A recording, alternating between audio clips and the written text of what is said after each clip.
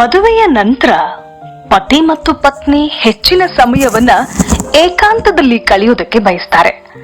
ಅವರಿಬ್ಬರಿಗೂ ತಮ್ಮ ಬೇಕು ಬೇಡಗಳ ಬಗ್ಗೆ ತಿಳ್ಕೊಳ್ಳೋದಕ್ಕೆ, ಒಂದು ಹೊಸ ರೀತಿಯ ಸಂಬಂಧವನ್ನ ಸ್ಥಾಪಿಸಿಕೊಂಡು ತಮ್ಮ ದೈಹಿಕ ಬಯಕೆಗಳನ್ನ ಪೂರೈಸಿಕೊಳ್ಳೋದಕ್ಕೆ ಈ ಏಕಾಂತ ಹೆಲ್ಪ್ ಮಾಡುತ್ತೆ. ಪತಿಯಂತೂ ತನ್ನ ಪತ್ನಿಯ ಸಂತೃಪ್ತಿಗೋಸ್ಕರ ಸಾಕಷ್ಟು ಸಮಯ ವಿನಿಯೋಗಿಸೋದಕ್ಕೆ ಬಯಸ್ತಾರೆ. ಆದ್ರೆ ಈ ಹಂತದಲ್ಲಿ ಅವರಿಬ್ಬರಲ್ಲೂ ಸಂಪೂರ್ಣ ರೀತಿಯ ಸಾಮರಸ್ಯ ಏರ್ಪಡದೇ ಇದ್ರೆ ಮುಂದೆ ಅದು ಹಲವು ರೀತಿಯಲ್ಲಿ ಅವರಿಬ್ಬರ ಸಂಬಂಧವನ್ನ ಕಾಡುತ್ತೆ. ಮದುವೆಯಾದ ಆರಂಭದಲ್ಲಿ ಮಾತುಕತೆಗೆ ಹೆಚ್ಚಿನ ಆದ್ಯತೆ ಕೊಡಬೇಕು ಅನ್ನೋದು ಇದೇ ಕಾರಣಕ್ಕೆ. ಪತಿ ಪತ್ನಿಯರ ನಡುವೆ ಸರಸ ವಿರಸಗಳು ಸಾಮಾನ್ಯ. ವಿರಸವನ್ನು ಸರಿಪಡಿಸುವ ಸಾಮರ್ಥ್ಯ ಇರೋದು ಸರಸಕ್ಕೆ. ಹಾಗಾಗಿ ಏನೇ ತಾರತಮ್ಯಗಳಿದ್ರೂ ಕೂಡ ಅದನ್ನ ಸರಿಪಡಿಸೋದಕ್ಕೋಸ್ಕರವಾಗಿ ಪತಿ ತನ್ನ ಸಂಗಾತಿಯನ್ನು ತೃಪ್ತಿಪಡಿಸುವ ವಿಧಾನಗಳನ್ನ ಮೊದಲು ಕಲಿಬೇಕು. ಪುರುಷರು ತಮ್ಮ ಪತ್ನಿಯೊಂದಿಗೆ ಹೆಚ್ಚು ಸಮಯ ಸೆಕ್ಸ್ ನಲ್ಲಿ ಭಾಗವಹಿಸೋದಕ್ಕೆ ಪ್ರಯತ್ನಿಸಬೇಕು. ಇದಕ್ಕೆ ಸಂಬಂಧಪಟ್ಟ ಹಾಗೆ ಒಂದಿಷ್ಟು ಟಿಪ್ಸ್ ಗಳನ್ನ ಕೊಡ್ತೀವಿ, ಕೇಳಿ. ಈಗಾಗ್ಲೇ ಹೇಳ್ದಂತೆ ಪುರುಷನಿಗೆ ಮಿಲನ ಕ್ರಿಯೆಯ ವೇಳೆ ಹಲವು ಕಾರಣಗಳಿಗೆ ಸುದೀರ್ಘ ಸಮಯದ ತನಕ ಪರ್ಫಾರ್ಮ್ ಮಾಡೋದಕ್ಕೆ ಸಾಧ್ಯವಾಗದೆ ಹೋಗಬಹುದು. ಅದಕ್ಕೋಸ್ಕರ ತಮ್ಮ ಆರ್ಗಾಸಮ್ ಅಂದ್ರೆ ರತಿ ಸುಖದ ಉತ್ತುಂಗಕ್ಕೇರುವ ಪ್ರಕ್ರಿಯೆಯನ್ನ ಕೆಲವು ಕಂಟ್ರೋಲಿಂಗ್ ವಿಧಾನಗಳ ಮೂಲಕ ನಿಯಂತ್ರಿಸೋದು ಅನಿವಾರ್ಯ. ಬೆಡ್ನಲ್ಲಿ ಹೆಚ್ಚಿನ ಸಮಯವನ್ನ ಕಳೆಯೋದಕ್ಕೆ ಹೀಗೆ ಕಂಟ್ರೋಲಿಂಗ್ ವಿಧಾನವನ್ನ ಬಳಸಬಹುದು. ಇನ್ನೇನು ನೀವು ರತಿ ಸುಖದ ಉತ್ತುಂಗಕ್ಕೆ ಹೋಗ್ತಾ ಇದ್ದೀರಿ ಅನ್ನೋದು ಅನುಭವಕ್ಕೆ ಬಂದ ತಕ್ಷಣ ನಿಮ್ಮ ಮಿಲನ ಕ್ರಿಯೆಯ ವೇಗವನ್ನ ತಗ್ಗಿಸಿ. ಹಾಗಂತ ಇಲ್ಲಿ ಮಿಲನ ಕ್ರಿಯೆ ಸಂಪೂರ್ಣ ನಿಲ್ಲಿಸಬೇಕು ಅಂತಾನೂ ಇಲ್ಲ. ಬದಲಾಗಿ ವೇಗವನ್ನ ನಿಯಂತ್ರಿಸಿ ನಿಧಾನವಾಗಿ ಮುಂದುವರೆದ್ರೆ ಸಾಕು. ಹೀಗೆ ಮಾಡೋದ್ರಿಂದ ನಿಮ್ಮ ಆರ್ಗಾಸಮ್ ನಿಯಂತ್ರಿಸಲ್ಪಟ್ಟು ನೀವು ಹೆಚ್ಚಿನ ಸಮಯ ಬೆಡ್ ಮೇಲೆ ವಿಜೃಂಭಿಸೋದಕ್ಕೆ ಸಾಧ್ಯವಾಗುತ್ತೆ. ಆದ್ರೆ ನೆನ್ಪಿಡಿ, ಇವೆಲ್ಲ ಶೀಘ್ರ ಸ್ಖಲನವನ್ನ ನಿಯಂತ್ರಿಸುವ ವಿಧಾನಗಳೇ ಹೊರತು ಅದನ್ನು ಸಂಪೂರ್ಣವಾಗಿ ಗುಣಪಡಿಸುವ ಔಷಧಿಗಳಲ್ಲ. ಹೀಗಾಗಿ ಇದರ ಪ್ರಯೋಗಕ್ಕೂ ಮುನ್ನ ನಿಮ್ಮ ವಿವೇಚನೆ ಬಳಸೋದು ಉತ್ತಮ. ಬೆಡ್ನಲ್ಲಿ ಹೆಚ್ಚು ಸಮಯ ಕಳೆಯಬಹುದೇ ಅನ್ನೋ ಅನುಮಾನವನ್ನ ಬಿಟ್ಬಿಡಿ. ಅನುಮಾನದ ಜಾಗದಲ್ಲಿ ಆತ್ಮವಿಶ್ವಾಸವನ್ನ ತುಂಬಿಕೊಳ್ಳಿ. ಅದಕ್ಕೆ ಅಗತ್ಯ ಇರೋ ಕೌಶಲ್ಯಗಳನ್ನ ಕಲ್ತ್ಕೊಳ್ಳಿ. ಆಗ ಭಟ್ರು ಹೇಳಿದ ಹಾಗೆ ಸೆಕ್ಸ್ಗೆ ಹೊಂಗೆ ಮರದಲ್ಲೂ ಕೂಡ ಹೂ ಬಿಡುತ್ತೆ. ಮಿಲನ ಕ್ರಿಯೆಯನ್ನ ವೇಗವಾಗಿ ಅಥವಾ ತೀವ್ರವಾಗಿ ಮಾಡಬೇಡಿ. ವೇಗವಾಗಿ ಮಾಡಿದಾಗ ಪ್ರಣಯ ಕೇಳಿಯ ಉತ್ತುಂಗಕ್ಕೆ ತಲುಪುವ ಪುರುಷನಿಗೆ ತನ್ನ ಆರ್ಗಾಸಮ್ ನಿಯಂತ್ರಿಸೋದಕ್ಕೆ ಕಷ್ಟ ಆಗಬಹುದು. ಇದ್ರ ಬದಲು ನೀವು ಮಿಲನ ಪ್ರಕ್ರಿಯೆಯನ್ನ ಶ್ರದ್ಧೆಯಿಂದ ಪ್ರಾರಂಭಿಸಿ.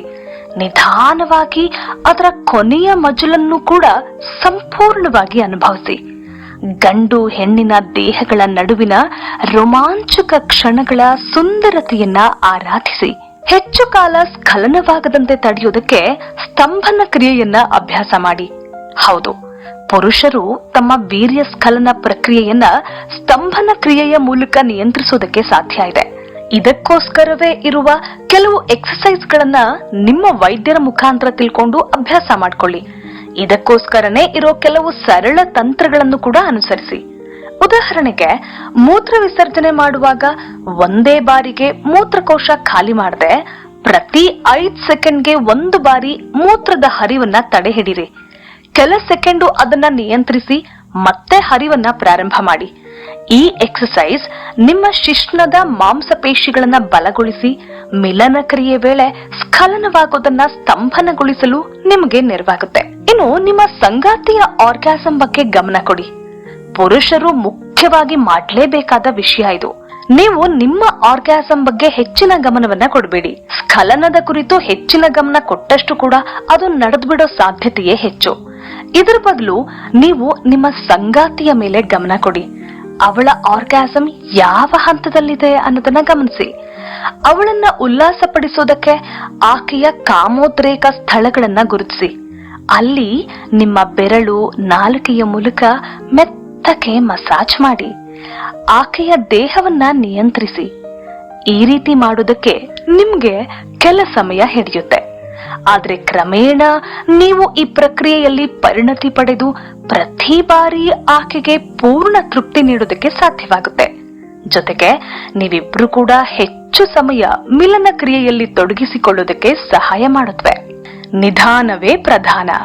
ಈ ಮಾತು ಮಹಿಳೆಯರ ದೇಹಕ್ಕೆ ಹೆಚ್ಚು ಅನ್ವಯಿಸುತ್ತೆ. ಮಹಿಳೆಯರ ದೇಹ ಪ್ರಕೃತಿ ಪುರುಷರಿಗಿಂತ ಭಿನ್ನ. ಹೀಗಾಗಿ ಅವರಿಗೆ ಕಾಮಕೇಳಿಯ ವೇಳೆ ಉದ್ರೇಕವಾಗೋದಕ್ಕೆ ಪುರುಷರಿಗಿಂತ ಹೆಚ್ಚಿನ ಸಮಯವನ್ನ ತೆಗೆದುಕೊಳ್ಳುತ್ತೆ. ಅಲ್ಲದೆ ಅವರ ಆರ್ಗಾಸಮ್ ಕೂಡ ಪುರುಷರಿಗಿಂತ ತುಂಬಾನೇ ನಿಧಾನ. ಹೀಗಾಗಿ ಯೋನಿ ಪ್ರವೇಶಕ್ಕೂ ಮುನ್ನವೇ ಆಕೆಯ ಆರ್ಗಾಸಮ್ಗೆ ವೇದಿಕೆ ಸಿದ್ಧಪಡಿಸೋ ಜವಾಬ್ದಾರಿ ಪುರುಷರ ಮೇಲಿರುತ್ತೆ. ಇದಕ್ಕಾಗಿ ರೊಮ್ಯಾಂಟಿಕ್ ವರ್ತನೆಗಳು, ಸರಸ ಸಲ್ಲಾಪ ಇತ್ಯಾದಿಗಳ ಪ್ರಯೋಗ ಅಗತ್ಯ. ಈ ಕಾರಣಕ್ಕೆ ನೀವು ಮಿಲನ ಕ್ರಿಯೆಗೆ ಸಾಕಷ್ಟು ಸಮಯ ನೀಡೋದ್ರ ಜೊತೆಗೆ ಒಂದಷ್ಟು ಶ್ರಮ ಕೂಡ ಪಡಬೇಕಾಗತ್ತೆ. ಇದನ್ನ ನೆನಪಲ್ಲಿಟ್ಕೊಂಡು ನೀವು ಮುಂದುವರಿರಿ.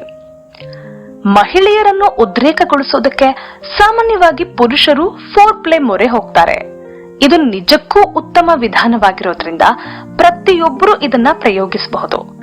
ಇಷ್ಟೊತ್ತು ಬೆಡ್ರೂಮ್ ನಲ್ಲಿ ಏನ್ ಮಾಡ್ಬೇಕು ಅನ್ನೋದನ್ನ ತಿಳ್ಕೊಂಡ್ರಿ. ಈಗ ಏನ್ ಮಾಡಬಾರ್ದು ಅನ್ನೋದನ್ನು ಕೂಡ ತಿಳ್ಕೊಂಡ್ಬಿಡಿ. ಹೌದು, ಕೆಲವೊಂದು ಸೆಕ್ಸ್ ಚಟುವಟಿಕೆಗಳು ಅತಿಯಾದ್ರೆ ಅದು ಮುಂದೆ ದಾಂಪತ್ಯದ ಹಾದಿಯಲ್ಲಿ ಮುಳ್ಳಾಗಿ ಕಾಡಬಹುದು ಅಂತಾರೆ ಲೈಂಗಿಕ ತಜ್ಞರು. ಸೆಕ್ಸ್ ಪ್ರಿಯರು ತಮ್ಮ ದಾಂಪತ್ಯ ಜೀವನವನ್ನ ಪ್ರತಿದಿನವೂ ಹೊಸದಾಗಿಸಬೇಕು. ಸೆಕ್ಸ್ ಪ್ರಿಯರು ತಮ್ಮ ದಾಂಪತ್ಯ ಜೀವನ ಪ್ರತಿದಿನವೂ ಹೊಸದಾಗಿರ್ಬೇಕು, ಹೊಸ ಅನುಭವಗಳಿಂದ ಕೂಡಿರ್ಬೇಕು ಅಂತ ಬಯಸ್ತಾರೆ. ಇದು ತಪ್ಪೇನಲ್ಲ. ಆದ್ರೆ ಮಿತಿಮೀರಿದ ಸೆಕ್ಸ್ ಚಟುವಟಿಕೆಗಳು ದೀರ್ಘಕಾಲದಲ್ಲಿ ಅಪಾಯಕಾರಿಯಾಗಿ ಪರಿಣಮಿಸುತ್ತವೆ ಅನ್ನೋದು ತಜ್ಞರ ಅನುಭವದ ಮಾತು. ದಂಪತಿಗಳು ಬೆಡ್ರೂಮ್ ನಲ್ಲಿ ಮಾಡೋ ಪ್ರಯೋಗಗಳು ಮಿತಿ ಮೀರಿದ್ರೆ ದೇಹಾರೋಗ್ಯದ ಜೊತೆಗೆ ಮಾನಸಿಕ ಆರೋಗ್ಯಕ್ಕೂ ಕೂಡ ಹಾನಿ ಮಾಡ್ಬಿಡತ್ವೆ ಅನ್ನೋದು ಇಲ್ಲಿ ಗಮನಿಸಬೇಕಾದ ವಿಷಯ. ಹಾಗಿದ್ರೆ ಯಾವುದು ಮಿತಿ ಮೀರಿದ್ರೆ ಅಪಾಯ ಅಂತ ತಜ್ಞರು ಹೇಳ್ತಾರೆ ಅನ್ನೋದನ್ನ ನಾವೀಗ ತಿಳ್ಕೊಳ್ಳೋಣ. ತಜ್ಞರ ಪ್ರಕಾರ ಕೆಲವೊಂದು ಮಿಲನ ಕ್ರಿಯೆಯ ಭಂಗಿಗಳು ಪುರುಷರ ಶಿಶ್ನದ ಮೇಲೆ ವ್ಯತಿರಿಕ್ತ ಪರಿಣಾಮ ಬೀರಿ ಮುಂದೆ ಗಂಭೀರ ಸಮಸ್ಯೆಗೆ ಕಾರಣವಾಗಬಹುದು. ಅದ್ ಹೇಗೆ ಅಂದ್ರೆ, ಪುರುಷರು ಕೆಳಗಡೆ ಮಲಗಿ ಮಹಿಳೆಯರು ಅವರ ಮೇಲೆ ಕುಳಿತು ತಮ್ಮ ದೇಹದ ಸಂಪೂರ್ಣ ಭಾರವನ್ನು ಬಿಟ್ಟು ಯೋನಿ ಪ್ರವೇಶ ಮಾಡುವ ಭಂಗಿ ಕೆಲವೊಮ್ಮೆ ತೀರಾ ಅಪಾಯಕಾರಿ ಅನ್ನೋದು ತಜ್ಞರ ಅಭಿಪ್ರಾಯ. ಹೇಗೆ ಅಂದ್ರೆ, ಮಹಿಳೆ ಮೇಲಿದ್ದಾಗ ಪುರುಷರ ಅಂಗ ಲಂಬವಾಗಿದ್ದು ಅದೇ ಆಂಗಲ್ ನಲ್ಲಿ ಯೋನಿ ಪ್ರವೇಶವನ್ನ ಮಾಡಬೇಕಾಗತ್ತೆ. ಆದ್ರೆ ಆ ವೇಳೆ ಮಹಿಳೆಯರ ದೇಹ ಭಾರ ಸಮೇತ ಯೋನಿ ಕೆಳಮುಖವಾಗಿ ಬರೋದ್ರಿಂದ ಆ ಎಲ್ಲಾ ಭಾರ ಪುರುಷರ ಶಿಶ್ನದ ಮೇಲೆ ಕೇಂದ್ರೀಕೃತವಾಗಿರತ್ತೆ. ಆ ಹೊತ್ತಿಗೆ ಕೊಂಚ ಎಡವಟ್ಟಾದ್ರೂ ಕೂಡ ಶಿಶ್ನ ಯೋನಿ ಪ್ರವೇಶ ಮಾಡೋ ಬದಲು ಪಕ್ಕಕ್ಕೆ ಸರಿದ್ರೆ ಆಗ ಆತ ಅಪಾರ ನೋವನ್ನ ಅನುಭವಿಸಬೇಕಾಗತ್ತೆ. ಅಲ್ಲದೆ ಅದು ಬಹಳ ಸೆನ್ಸಿಟಿವ್ ಭಾಗವಾಗಿರೋದ್ರಿಂದ ಆ ನೋವು ಕಡಿಮೆ ಮಾಡೋದಕ್ಕೆ ಹೆಚ್ಚು ಸಮಯ ಕೂಡ ಬೇಕಾಗುತ್ತೆ. ಕೆಲವೊಮ್ಮೆ ಇದರಿಂದ ಪುರುಷರ ಆ ಅಂಗ ಊನವಾಗೋ ಸಾಧ್ಯತೆ ಕೂಡ ಇರುತ್ತೆ. ಹೀಗಾಗಿ ಈ ರೀತಿಯ ಪ್ರಯತ್ನಗಳಲ್ಲಿ ಸಂಗಾತಿಗಳಿಬ್ರು ಕೂಡ ತೀರಾ ಎಚ್ಚರಿಕೆಯಿಂದಿರಬೇಕು ಅಂತಾರೆ ತಜ್ಞರು. ಇನ್ನು ಎಲ್ಲರೂ ಹೆಚ್ಚಾಗಿ ಅನುಸರಿಸುವಂತಹ ಡಾಗ್ ಪೋಸ್ ಮಿಲನ ಕ್ರಿಯೆ ಭಂಗಿಯು ಕೂಡ ಕೆಲವೊಮ್ಮೆ ಅಪಾಯಕಾರಿಯಾಗಬಹುದು ಅಂತಾರೆ ಲೈಂಗಿಕ ತಜ್ಞರು.